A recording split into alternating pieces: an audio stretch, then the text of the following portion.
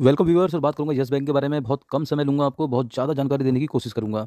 जो लोग नए हैं उनसे कहूंगा भैया देखो मेरे वीडियो कम आते हैं, लेकिन जब भी आते हैं एक पर्टिकुलर लॉजिक के साथ आते हैं।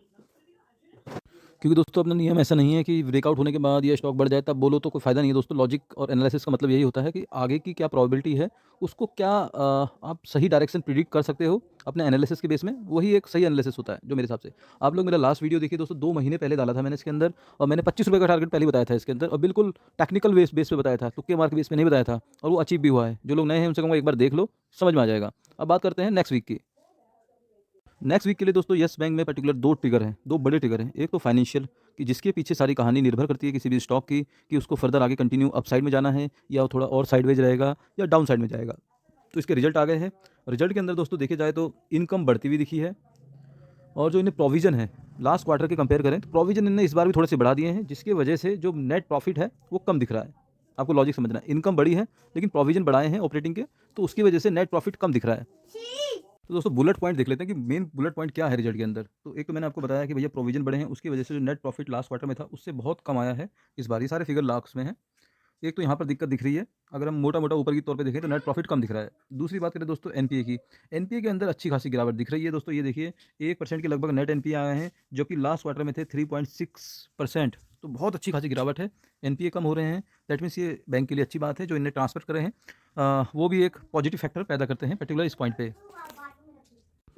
और जो बात करें दोस्तों ईपीएस की, तो ईपीएस घटता हुआ दिखा है क्योंकि प्रॉफिट घटता हुआ दिखा है। तो अगर हम ओवरऑल समरी की बात करें, देखिए काम इनने ज़्यादा किया है लास्ट क्वार्टर के अकॉर्डिंग, इनकम बढ़ी है, लेकिन प्रोविजनिंग जो एक्सपेंसेस की है वो भी बढ़ी है। तो साथ साथ प्रोविजनिंग अगर बढ़ी है तो जाहिर सी बात है नेट प्रॉफिट के अंदर वो पर्टिकुलर फ़ायदा नहीं शो हो पा रहा है जो इनकम में शो हो रहा है। मेरे हिसाब से ये लॉजिक समझ में आया होगा।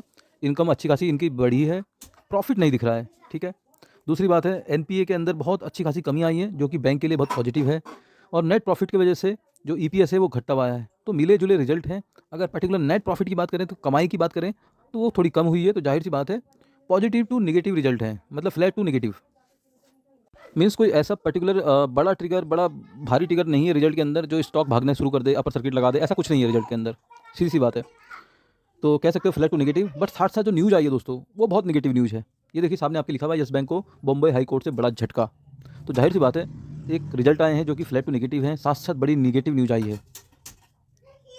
और ये पर्टिकुलर जो बॉन्ड होल्डर्स हैं उनकी अर्जी के ऊपर है दोस्तों, उनकी जो एप्लीकेशन है उसके ऊपर फैसला आया है। उसमें शायद बोला गया है कि भैया जो आपने बॉन्ड की वैल्यू जीरो कर दी है वो सही नहीं है, नकारा है उस चीज़ को। और अगर ये फैसला दोस्तों पर्टिकुलर कह सकते हो अप्लीकेबल या अप्लाई होता है यस बैंक पे, तो 8,415 करोड़ की देनदारी बढ़ जाएगी यस बैंक पे, जो कि यस बैंक के स्टॉक के लिए, यस बैंक के लिए बहुत नेगेटिव न्यूज़ है, बड़ी नेगेटिव न्यूज़ बोल सकते हो आप। लेकिन यस बैंक की तरफ से जो अनाउंसमेंट आ रहा है दोस्तों, वो कह रहे हैं भैया जो भी फर्दर लीगल एक्शन होगा इसके ऊपर पर्टिकुलर हम देख रहे हैं, जो भी पॉसिबिलिटीज होगी हम उस पर कार्रवाई करेंगे। और अभी ये इमीडिएट अप्लीकेबल नहीं हो रहा है यस बैंक पे, क्योंकि कहीं ना कहीं इसमें 6 वीक का टाइम लगने वाला है। आप लोग ये स्क्रीनशॉट भी ले सकते हो, ये पर्टिकुलर वेबसाइट में आपको मिल जाएगा। ये तो हो गया दोस्तों फंडामेंटल, और जो न्यूज़ है वो दोनों कवर कर लिए। अब देखिए हम टेक्निकल की बात करें तो इसके अंदर सेल के ऑर्डर अभी दिख रहे हैं हमें लगे हुए ऑर्डर बुक के अंदर। तो टेक्निकल की बात करें दोस्तों, देखिए आपको ये पर्टिकुलर एरिया पे एक रेजिस्टेंस था, उसका ये ब्रेकआउट दिया, फिर ब्रेकआउट फेल किया, फिर दोबारा से ब्रेकआउट दिया। तो ओवरऑल ये लग रहा है दोस्तों कि ब्रेकआउट हुआ है और लोगों ने यहाँ पर बिंदास होकर बाई किया ब्रेकआउट के बेस पे। बट अगर आप इसका पूरा पैटर्न देखते हो तो देखिए ये एक एम पैटर्न करके बना रहा है, और ये एम पैटर्न की जो कह सकते हो नेकलाइन है वो 17 रुपये के लेवल पे है। तो 17 रुपये का लेवल इसके लिए एक डिसीजन वाला लेवल है। इसके नीचे अगर ये क्लोज कर देता है तो इसके अंदर फर्दर बड़ी गिरावट भी हो सकती है आने वाले टाइम में। तो ये तो हो गया बड़े टाइम फ्रेम की बात।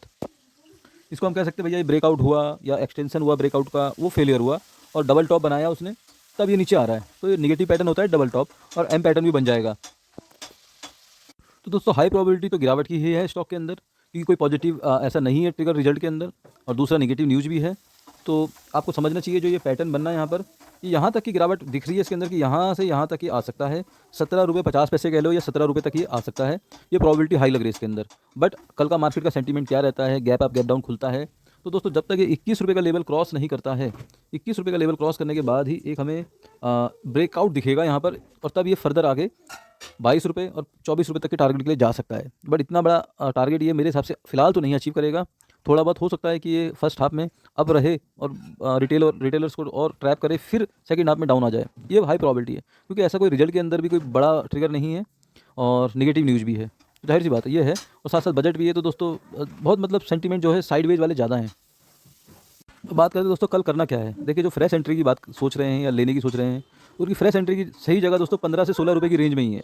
नई एंट्री इसको लेनी है, किसी को एवरेज भी करना है तो इसी रेंज पे करना है। तब तक या तो वेट करिए, क्योंकि ऐसे स्टॉक दोस्तों बहुत टाइम लेके चलते हैं। जब तक इसका प्रॉफिटेबल बिजनेस प्रॉफिट बढ़ता हुआ नहीं दिखेगा, एवरी क्वार्टर लगातार 3 क्वार्टर कम से कम प्रॉफिट बढ़ता हुआ दिखे, तब तक कोई बड़े टारगेट की दोस्तों इसके अंदर उम्मीद नहीं की जा सकती है। वही है कि रेंज बना के चलता रहेगा, 20 रुपये डाउन साइड में, 25 रुपये अप साइड में। इस रेंज के अंदर ये अगले 6 महीने तक अब रहने वाला है। फर्दर मार्च क्वार्टर के रिजल्ट नहीं आते हैं तब तक, जो ये मेरी प्रॉबिलिटी लगती है। और अगर मार्च के रिजल्ट पॉजिटिव आ गए, कुछ बजट में ऐसा कुछ एक्स फैक्टर निकल के आ गया, तब हो सकता है कि ये आगे बढ़ जाए। लेकिन मुझे नहीं लगता कि अभी 25 रुपये का लेवल इतनी आसानी से पार करने वाला है, क्योंकि दोस्तों जो इसकी इक्विटी है उसका वॉल्यूम कह लो वो बहुत हाई है। इनको अगर पर्टिकुलर शेयर प्राइस को बढ़ना है तो जाहिर सी बात है इनको एक बार बाय बैक लाना पड़ेगा, और ये बाय बैक तभी ला पाएंगे जब बैंक का बिजनेस प्रॉफिट बढ़ता हुआ दिखेगा लगातार। पैसे होंगे तभी तो बाय बैक कर पाएंगे। तो जाहिर सी बात है ये ओवरऑल सिनेरियो है। अगर वो लायबिलिटी जो मैंने न्यूज़ बताई है वो इनके ऊपर पड़ जाती है, इतनी देनदारी इनकी निकल जाती है, तो जाहिर सी बात है ये स्टॉक फिर 1-2 साल के लिए और साइडवेज हो जाएगा। तो ये ओवरऑल कहानी है। मुझे लगता है आप लोग को बात समझ में आएगी। समझ में आए तो वीडियो को लाइक, चैनल को सब्सक्राइब जरूर करिएगा। और अगर आप लोग ऑप्शन ट्रेडिंग वगैरह करते हैं दोस्तों, फ्री टेलीग्राम चैनल का डिस्क्रिप्शन में लिंक है, ज्वाइन कर रखिए। उसके अंदर मैं ट्रेड भी शेयर करता रहता हूँ, चार्ट भी शेयर करता रहता हूँ। मिलते हैं नेक्स्ट वीडियो में। Thank you, bye bye.